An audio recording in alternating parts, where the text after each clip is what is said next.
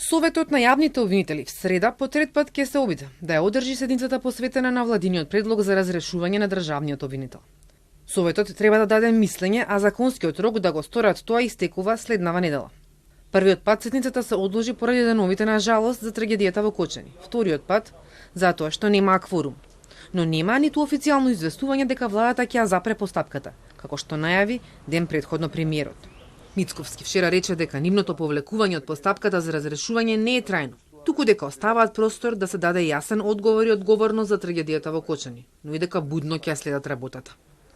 Ова не е изненадување за дел од правниците. Очекуваат владата да продолжи со постапката по завршување на истрагата. Бев речиси сигурен дека нема да отстапи од нејзината намера да го смени обвинителот Коцевски. Убеден сум дека тоа ќе го направи. Таа постапка по мене ќе продолжи. Тоа владата нема да се откаже од Мислите дека намера.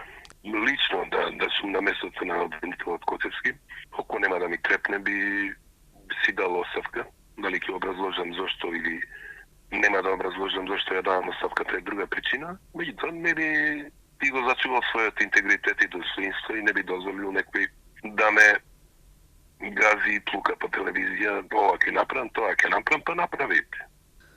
жувањето во фиока на барањето за разрешување е уцена и држање на обвинителот на краток ремен, коментираа неделава дел од аналитичарите и експертите.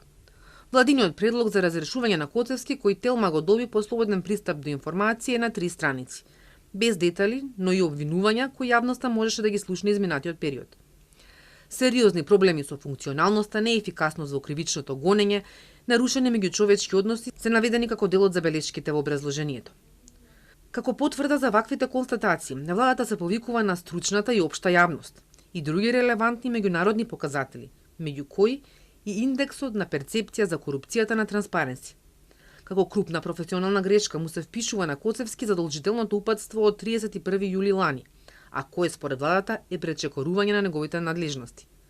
На товар му се става дека го нарушил угледот на обвинителството, но и дека неовластено изнесувал податоци за предмети во јавноста, со што ја нарушил тајноста на постапката.